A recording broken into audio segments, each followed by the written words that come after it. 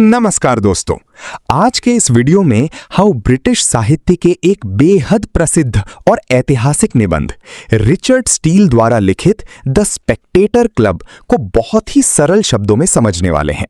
ये निबंध 18वीं शताब्दी की शुरुआत में प्रसिद्ध द स्पेक्टेटर पत्रिका में छपा था। इस निबंध के जरिए लेखक हमें एक काल्पनिक क्लब और उसके 6 अनोखे सदस्यों से मिलवाते हैं।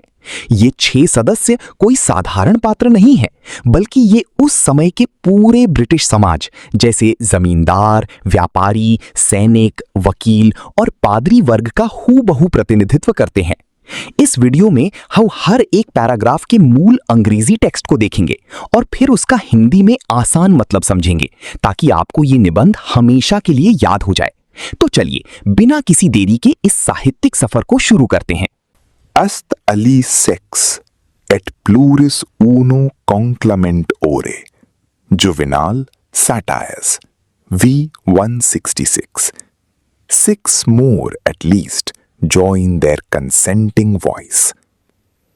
This Latin epigraph from the Roman satirist Juvenal sets the stage for the entire essay, translating to the idea that at least 6 more individuals add their voices in total agreement. Richard Steele uses this classical quote to introduce the foundational framework of the Spectator papers, signaling to the reader that the fictitious narrator, Mr. Spectator, is not sharing an isolated perspective. Instead, he is backed by a diverse club of 6 distinctive members who represent different classes, professions, and values of 18th century English society. Together, their collective voices offer a comprehensive, balanced, and highly objective view of human nature and contemporary world affairs. ये Latin सूक्ति प्रसिद्ध Roman व्यंग्यकार juvenile की रचना से ली गई है, जिसका सरल अर्थ है कि कम से कम 6 और लोग अपनी सहमति की आवाज मिलाते हैं। रिचर्ड स्टील इस पंक्ति का उपयोग ये दर्शाने के लिए करते हैं कि द स्पेक्टेटर का काल्पनिक लेखक अकेला नहीं है, बल्कि उसके साथ 6 अन्य सदस्यों का एक पूरा क्लब जुड़ा हुआ है। ये 6 सदस्य 18वीं शताब्दी की ब्रिटिश समाज के अलग अलग वर्गों, व्यापारों और विचारधाराओं का प्रतिनिधित्व करते हैं। ये सभी मिलकर समाज पर एक बहुत ही संतुलित, व्यापक और निष्पक्ष दृष्टिकोण प्रस्तुत करते हैं, जिससे ये पत्रिका पूरे समाज का एक आईना बन जाती है। The first of our society is a gentleman of Worcestershire, of an ancient descent, a baronet. His name, Sir Roger de Coverley. His great-grandfather was inventor of that famous country dance, which is called after him. All who know that shire are very well acquainted with the parts and merits of Sir Roger. He is a gentleman that is very singular in his behavior, but his singularities proceed from his good sense and are contradictions to the manners of the world only as he thinks the world is in the wrong. However, this humor creates him no enemies, for he does nothing with sourness or obstinacy, and his being unconfined to modes and forms makes him but the readier and more capable to please and oblige all who know him. When he is in town, he lives in Soho Square. It is said he keeps himself a bachelor, by reason he was crossed in love by a perverse, beautiful widow of the next county to him. Before this disappointment, Sir Roger was what you call a fine gentleman, had often supped with my Lord Rochester and Sir George Etheridge, fought a duel upon his first coming to town, and kicked Bully Dawson in a public coffee house for calling him youngster. But being ill-used by the above-mentioned widow, he was very serious for a year and a half. And though his temper being naturally jovial, he at last got over it, he grew careless of himself and never dressed afterwards. He continues to wear a coat and doublet of the same cut that were in fashion at the time of his repulse, which, in his merry humours, he tells us has been in and out 12 times since he first wore it. It is said Sir Roger grew humble in his desires after he had forgot his cruel beauty, insomuch that it is reported he has frequently offended with beggars and gypsies. But this is looked upon by his friends rather as matter of raillery than truth. He is now in his 56th year, cheerful, gay and hearty, keeps a good house both in town and country, a great lover of mankind. But there is such a mirthful cast in his behavior that he is rather beloved than esteemed. His tenants grow rich, his servants look satisfied, all the young women profess love to him, and the young men are glad of his company. Company. When he comes into a house, he calls the servants by their names and talks all the way upstairs to a visit.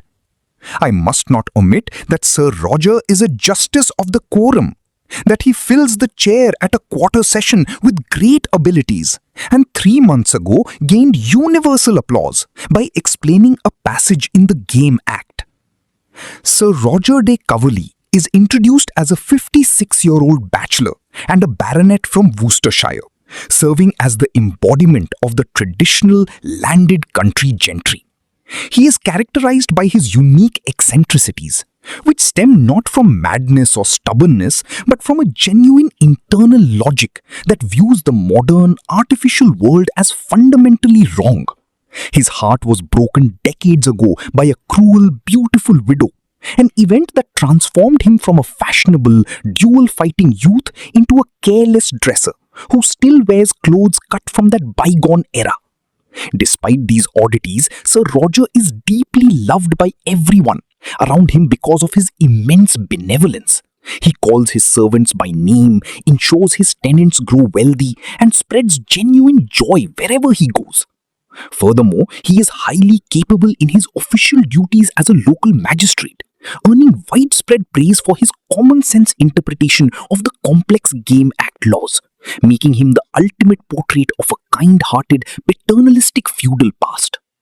Sir Roger de कवरली इस club के पहले सदस्य हैं, जो Worcestershire के एक 56 वर्षीय कुंवारे जमींदार हैं और समाज के पारंपरिक ग्रामीण कुलीन वर्ग का प्रतिनिधित्व करते हैं। वे अपने व्यवहार में थोड़े सनकी और अजीब हैं, लेकिन उनकी ये सनक किसी कड़वाहट या हट से नहीं, बल्कि उनकी अपनी शुद्ध समझदारी से पैदा होती है, क्योंकि वे आधुनिक दुनिया के तौर तरीकों को गलत मानते हैं। जवानी के दिनों में एक खूबसूरत और चालाक विधवा ने उनका दिल तोड़ दिया था, जिसके गम में उन्होंने सजने संवरने पर ध्यान देना छोड़ दिया और आज भी वे उसी पुराने जमाने के फैशन के कपड़े पहनते हैं।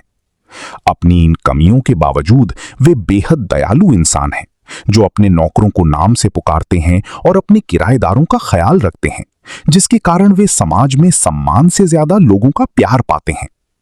एक न्यायाधीश के रूप में भी वे बेहद कुशल हैं और कानून की अपनी सरल व्याख्या के लिए उन्हें पूरे समाज से खूब सराहना मिलती है। The gentleman next in esteem and authority among us is another bachelor, who is a member of the inner temple, a man of great probity, wit, and understanding. But he has chosen his place of residence rather to obey the direction of an old, humorsome father than in pursuit of his own inclinations. He was placed there to study the laws of the land and is the most learned of any of the house in those of the stage. Aristotle and Longinus are much better understood by him than Littleton or Cook. The father sends up every post questions relating to marriage articles, leases, and tenures in the neighborhood, all which questions he agrees with an attorney to answer and take care of in the lump. He is studying the passions themselves when he should be inquiring into the debates among men which arise from them. He knows the argument of each of the orations of Demosthenes and Tully, but not one case in the reports of our own courts. No one ever took him for a fool, but none except his intimate friends know he has a great deal of wit. This turn makes him at once both disinterested and agreeable. As few of his thoughts are drawn from business, they are most of them fit for conversation. His taste for books is a little too just for the age he lives in. He has read all, but approves of very few. His familiarity with the customs, manners, actions, and writings of the ancients makes him a very delicate observer of what occurs to him in the present world. He is an excellent critic, and the time of the play is his hour of business. Exactly at 5, he passes through New Inn, crosses through Russell Court, and takes a turn at Will's till the play begins. He has his shoes rubbed and his periwig powdered at the barber's as you go into the ruse. It is for the good of the audience when he is at the play, for the actors have an ambition to please him. The second member of the club is an unnamed bachelor living in the Inner Temple, an elite legal district in London, where he resides entirely to satisfy his demanding, old-fashioned father rather than his own desires. While he was sent there to master British law, he is completely disinterested in legal statutes and has instead become a master of classical literature, drama, and philosophy, understanding ancient critics like Aristotle And Longinus, far better than legal experts like Littleton or Coke. To maintain this facade for his father, he pays an attorney to secretly answer the legal queries sent from his hometown, leaving his own mind free to study human passions and ancient orators like Demosthenes and Cicero. This detachment from mundane business makes him an incredibly sophisticated, witty, and unbiased observer of modern society. He operates as the ultimate urban literary critic, spending his evenings grooming himself at the barbers and visiting famous coffee houses like Will's and the Rose, where his refined taste and presence at the theatre motivate the actors to perform at their absolute best. Club के दूसरे सम्मानित सदस्य inner temple के एक युवा वकील हैं जो केवल अपने कड़क और जिद्दी पिता की इच्छा पूरी करने के लिए वहां रह रहे हैं। उनके पिता चाहते हैं कि वे देश का कानून पढ़ें, लेकिन उनकी असली रुचि वकालत में नहीं बल्कि साहित्य, नाटक और दर्शन में है।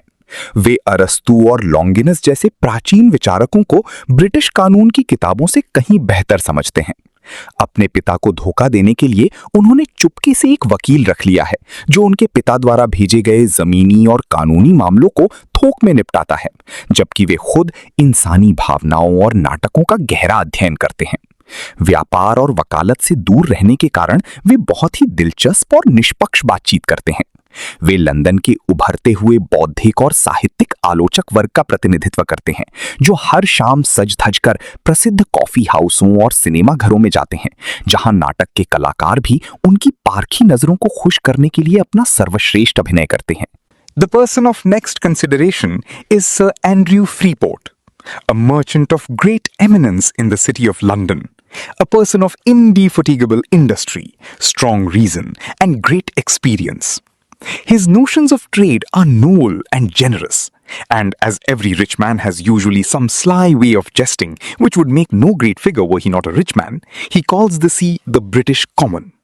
He is acquainted with commerce in all its parts and will tell you that it is a stupid and barbarous way to extend dominion by arms, for true power is to be got by arts and industry. He will often argue that if this part of our trade were well cultivated, we should gain from one nation, and if another, from another.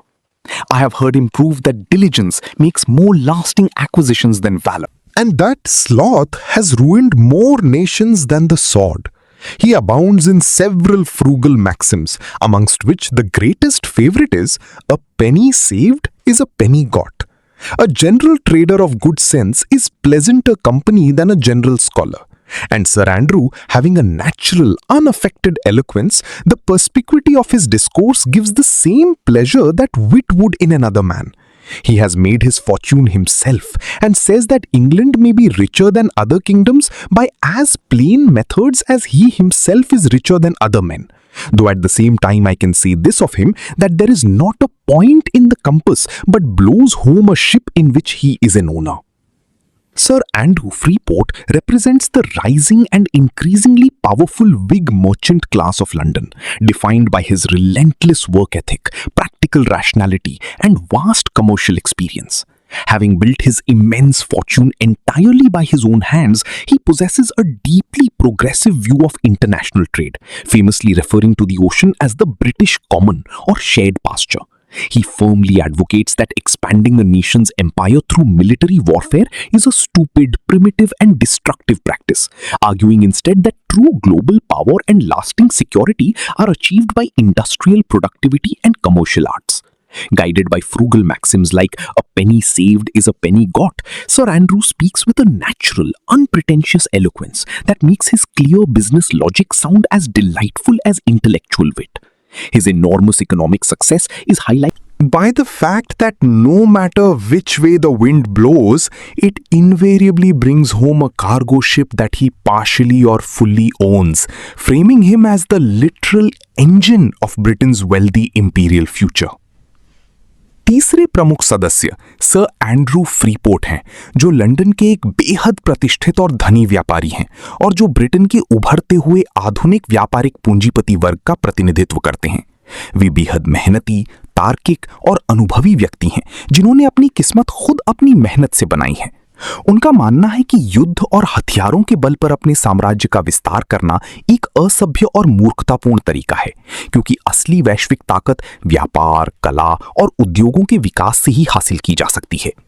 वे बहुत ही किफायत पसंद इंसान हैं और उनका पसंदीदा नारा है कि एक पाई बचाना एक पाई कमाने के बराबर है। उनके बोलने का अंदाज इतना सीधा और प्रभावशाली है कि उनकी व्यावहारिक बातें भी किसी विद्वान की बुद्धिमानी जैसी लगती हैं। उनकी व्यापारिक सफलता का अंदाजा इसी बात से लगाया जा सकता है कि दुनिया के किसी भी कोने से हवा चले, वो उनके किसी न किसी मालवाहक जहाज को मुनाफा कमाकर लंदन की तरफ ही लेकर आती है। Next to sir Andrew in the club room sits captain Sentry, a gentleman of great courage, good understanding, but invincible modesty. He is one of those that deserve very well, but are very awkward at putting their talents within the observation of such as should take notice of them. He was some years a captain and behaved himself with great gallantry in several engagements and at several sieges. But having a small estate of his own and being next heir to Sir Roger, he has quitted a way of life in which no man can rise suitably to his merit who is not something of a courtier as well as a soldier. I have heard him often lament that in a profession where merit is placed in so conspicuous a view, impudence should get the better of modesty. When he has talked to this purpose, I never heard him make a sour expression, but frankly confess that he left the world because he was not fit for it. A strict honesty and an even regular behavior are in themselves obstacles to him that must press through crowds, who endeavor at the same end with himself the fever of a commander. He will, however, in his way of talk, excuse generals for not disposing according to men's desert or inquiring into it. For, says he, that great man who has a mind to help me has as many to break through to come to me as I have to come at him. Therefore, he will conclude that the man who would make a figure, especially in a military way, must get over all false modesty and assist his patron against the importunity of other pretenders by a proper assurance in his own vindication. He says it is a civil cowardice to be backward in asserting what you ought to expect, as it is a military fear to be slow in attacking when it is your duty. With this candor does the gentleman speak of himself and others. The same frankness runs through all his conversation. The military part of his life has furnished him with many adventures, in the relation of which he is very agreeable to the company, for he is never overbearing, though accustomed to command men in the utmost degree below him, nor ever too obsequious from an habit of obeying men. Captain Sentry sits adjacent to the merchant, representing the military class as a man of extraordinary battlefield courage and sharp understanding, paired with an immovable sense of modesty. Though he fought with immense gallantry in numerous historical battles and sieges, his complete inability to engage in the sycophancy, flattery, and aggressive self-promotion required to catch the eye of powerful commanders prevented him from rising further in the ranks. Recognizing that a soldier must also be a deceitful courtier to succeed in the military system, he chose to resign with his dignity intact, frankly acknowledging his own unfitness for a corrupt world where shameless impudence routinely triumphs over quiet merit. He bears no bitter grudges against generals, wisely noting that leaders are besieged by hordes of loud pretenders, meaning a deserving candidate must possess the confidence to firmly assert their own worth, viewing a lack of self-advocacy as a form of social cowardice. In conversation, his military background makes him a captivating storyteller who strikes a perfect balance of character, being neither arrogant towards social inferiors nor overly submissive towards superiors. Captain Sentry सेना के एक अवकाश प्राप्त captain हैं और sir Roger की संपत्ति के अगले उत्तराधिकारी हैं, जो समाज के सैनिक वर्ग का प्रतिनिधित्व करते हैं। वे बेहद साहसी और समझदार होने के बावजूद अत्यधिक विनम्र स्वभाव के हैं, जिसके कारण वे अपनी हुनर का प्रदर्शन उन अधिकारियों के सामने नहीं कर पाते जो उन्हें तरक्की दे सकते थे। कई युद्धों में अपनी बहादुरी दिखाने के बाद भी वे सेना से इसलिए अलग हो गए क्योंकि वे जानते थे कि आज की व्यवस्था में बिना चापलूसी किए कोई भी योग्य सैनिक आगे नहीं बढ़ सकता, जहां बेशर्मी हमेशा विनम्रता पर हावी हो जाती है। वे बिना किसी कड़वाहट के ये स्वीकार करते हैं कि वे इस मतलबी दुनिया के लिए बने ही नहीं थे। उनका मानना है कि अपने अधिकारों को खुलकर न मांगना एक प्रकार की सामाजिक कायरता है। वे क्लब में युद्ध के रोमांचक किस्से सुनाते हैं और सेना में रहने के बावजूद उनका व्यवहार ऐसा है कि वे न तो अपने से छोटों पर धौंस जमाते हैं और न ही बड़े अधिकारियों के सामने अपना आत्मसम्मान खोकर झुकते हैं। But that our society may not appear a set of humorists unacquainted with the gallantries and pleasures of the age, we have amongst us the gallant Wing Honeycomb, a gentleman who, according to his years, should be in the decline of his life, but having ever been very careful of his person and always had a very easy fortune, time has made but a very little impression either by wrinkles on his forehead or traces on his brain. His person is well turned and of a good height. He is very ready at that sort of discourse with which men usually entertain women. He has all his life dressed very well and remembers habits as others do men.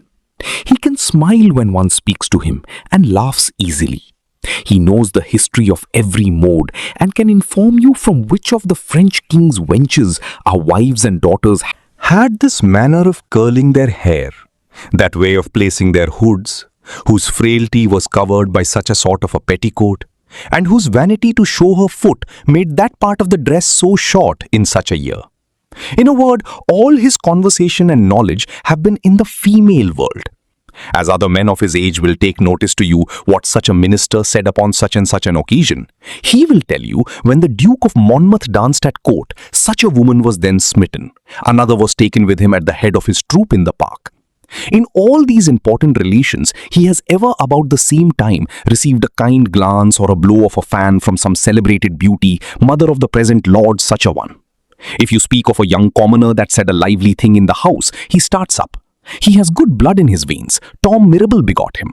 The rogue cheated me in that affair. That young fellow's mother used me more like a dog than any woman I ever made advances to. This way of talking of his very much enlivens the conversation among us of a more sedate turn, and I find there is not one of the company but myself who rarely speak at all, but speaks of him as of that sort of a man who is usually called a well-bred fine gentleman.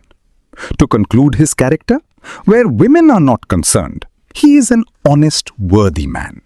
Will Honeycomb is introduced to ensure that the Spectator Club does not seem like a collection of out-of-touch, overly serious, eccentric academics, representing instead the elite fashion, style, and high society of London town life.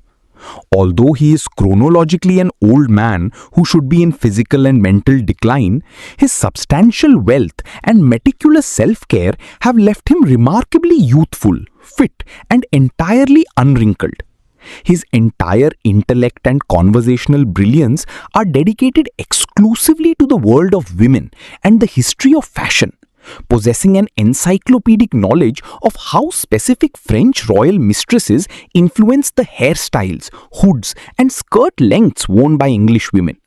While ordinary men his age discuss political ministers and parliamentary debates, Will recounts historical events through the lens of court dances, elite love affairs, and the subtle romantic advances of famous historical beauties. This superficial but deeply entertaining manner of speaking injects incredible energy into the club's otherwise heavy and philosophical meetings, making him the archetype of a well-bred, charming gentleman who, beneath his obsession with romance, remains an inherently honest and decent man.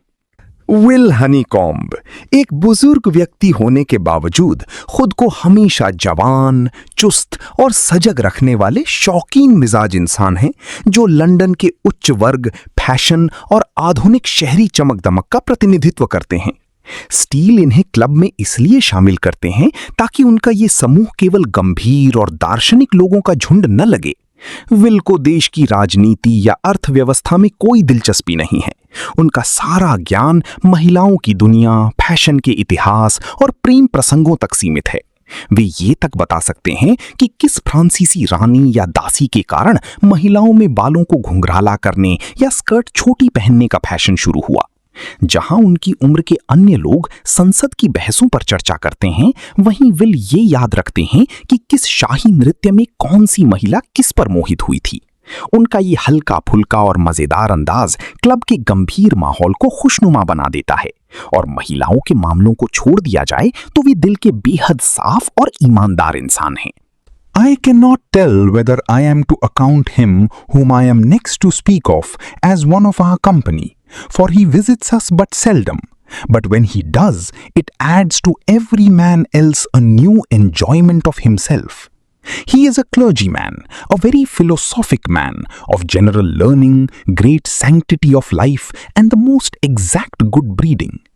He has the misfortune to be of a very weak constitution, and consequently cannot accept of such cares and business as preferments in his function would oblige him to. He is therefore among divines what a chamber councillor is among lawyers. The probity of his mind and the integrity of his life create him followers, as being eloquent or loud advances others. He seldom introduces the subject he speaks upon, but we are so far gone in years that he observes when he is among us an earnestness to have him fall on some divine topic, which he always treats with much authority, as one who has no interest in this world, as one who is hastening to the object of all his wishes and conceives hope from his decays and infirmities. These are my ordinary companions. The final member of the club, who attends meetings only occasionally due to a profoundly weak and fragile physical constitution, is a highly revered clergyman representing the spiritual authority and moral grounding of the church. He possesses deep philosophical learning, an immaculate sanctity of life, and impeccable manners, yet his poor health prevents him from pursuing aggressive promotions or managing large, busy religious parishes. Instead, he operates like a quiet chamber councillor who offers deep, private spiritual wisdom rather than a loud, ambitious preacher seeking fame from a public. The sitter rector, he rarely forces his opinions onto the group, but the aging members of the club naturally crave his divine insights, which he delivers with absolute spiritual authority as a man completely detached from earthly greeds. Facing his own physical deterioration with graceful hope for the afterlife, his presence rounds out the Spectator Club, turning this small group into a perfect, microscopic reflection of an idealized and complete English society. Club के अंतिम सदस्य एक बहुत ही दार्शनिक, विद्वान और पवित्र पादरी हैं, जो अपनी बेहद कमजोर सेहत के कारण क्लब की बैठकों में कभी कभार ही आते हैं, लेकिन जब भी आते हैं सदस्यों का उत्साह बढ़ा देते हैं। वे चर्च और धार्मिक मूल्यों का प्रतिनिधित्व करते हैं। अपनी बीमारी के कारण वे बड़े पदों या धन दौलत की होड़ में शामिल नहीं होते, बल्कि एक गंभीर कानूनी सलाहकार की तरह शांत रहकर लोगों को गहरा आध्यात्मिक ज्ञान देते हैं। वे कभी खुद से अपनी बातें किसी पर नहीं थोपते, लेकिन क्लब के बुजुर्ग सदस्य खुद उनसे किसी धार्मिक विषय पर बोलने का अनुरोध करते हैं। वे अपनी ढलती उम्र और शारीरिक कमजोरी में भी मृत्यु से डरने के बजाय ईश्वर पर अटूट भरोसा रखते हैं। जब वे बोलते हैं तो उनकी बातों में एक अनोखा वैराग्य और सच्चाई झलकती है, जिसे सभी सदस्य बेहद सम्मान के साथ सुनते हैं। और इसी के साथ इस अनोखे क्लब का परिचय पूरा होता है। तो दोस्तों, ये था रिचर्ड स्टील का मशहूर निबंध द स्पेक्टेटर क्लब। इस पूरे समूह को देखकर हम ये समझ सकते हैं कि लेखक ने कितनी खूबसूरती से 18वीं सदी के इंग्लैंड के हर छोटे बड़े वर्ग को हमारे सामने लाकर खड़ा कर दिया है। जहां सर रॉजर पुराने ग्रामीण भारत या इंग्लैंड के जमींदारी इतिहास को दिखाते हैं, वहीं सर एंड्रयू फ्रीपोर्ट नए जमाने के व्यापार और तरक्की का चेहरा हैं। कैप्टन सैंट्री सेना के स्वाभिमान को दर्शाते हैं, तो इनर टेम्पल के छात्र कला और साहित्य के प्रति युवाओं के झुकाव को दिखाते हैं। विल हनीकॉम समाज की चकाचौंध और फैशन का हिस्सा हैं, तो पवित्र पादरी हमें जीवन की नैतिकता और आध्यात्मिकता से जोड़ते हैं। स्टील का ये निबंध हमें सिखाता है कि एक आदर्श समाज तभी बनता है जब उसमें हर तरह के विचार और वर्ग एक साथ मिलकर बैठते हैं। आशा है कि आपको ये व्याख्या पसंद आई होगी। वीडियो को लाइक, शेयर और चैनल को सब्सक्राइब करना ना भूलें। मिलते हैं अगले वीडियो में। धन्यवाद।